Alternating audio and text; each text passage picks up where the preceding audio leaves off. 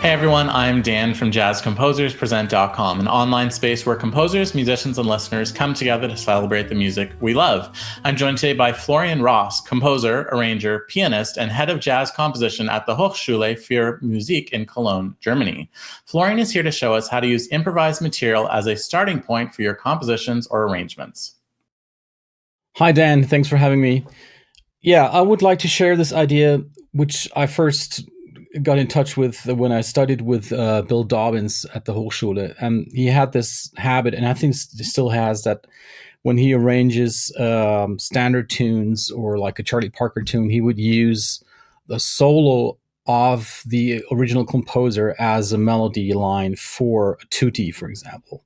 And I really like that idea because it not only has the improvisation a certain energy to it that's hard to achieve when you're writing analytically, but also it shows the composer of the piece, of the original piece, also in a way as an improviser within the composition. So I really like that idea.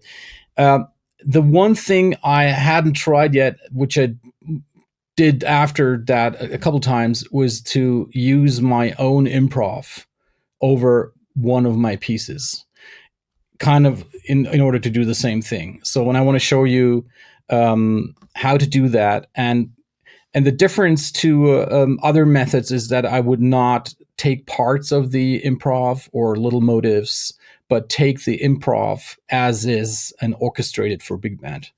So the thing I want to show you is a tune that I wrote for a quartet recording in 2019. The tune is called Broomstick. The record is called Reason and Temptation. And I'm going to play you the second A section and the B section so you know what the tune is about.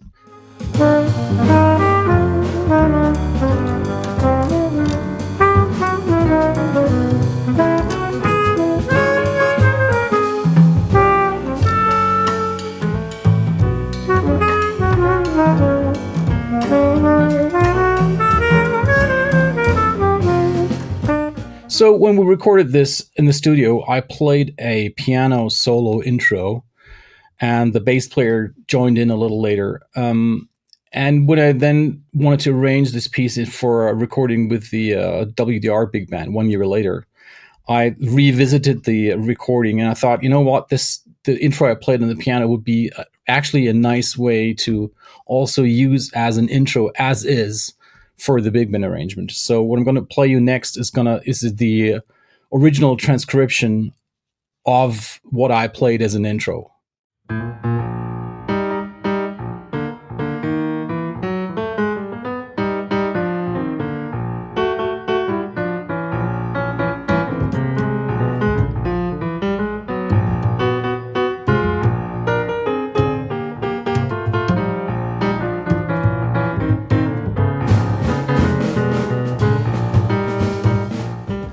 This intro also kind of was a good place to start because it kind of sounds almost like already it's a little composed.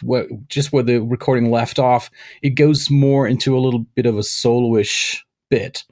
So my idea was to take that transcription and orchestrate it for big band. And then when in the original, in the quartet version, when it goes into the solo-y bit, I would leave the pianist of the big band do the same thing, like leave it open for him to just improvise. And then at the end of it, I would get back to it. So what we're going to hear next is the WDR big band recording of the piece.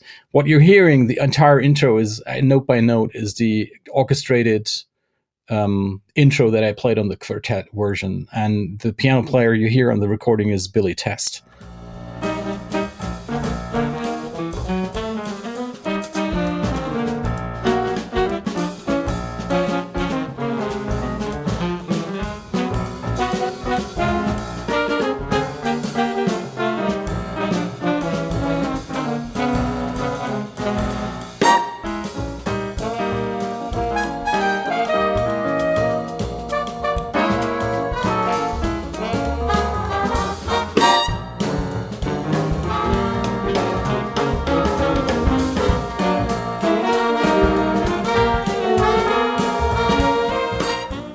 So what you just heard is the recording of the piece Broomstick, played by the WDR band on the album Front and Center.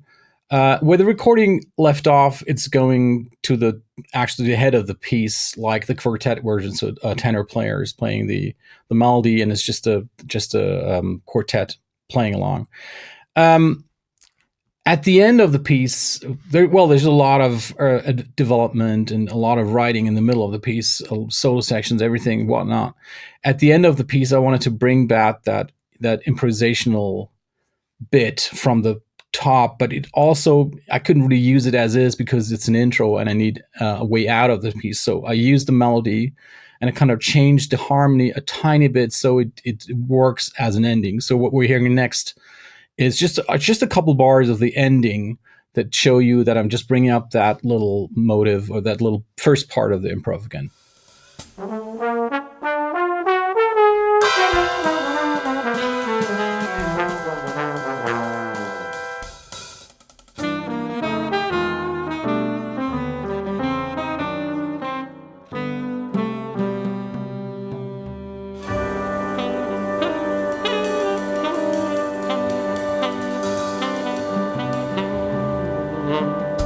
This is, I think, a nice example of how you should not dismiss your own improvs on pieces. Like if you're recording, if you have a good recording of a piece of your own piece, there's a good 30 seconds, 40 seconds of improv solo intro, something in there.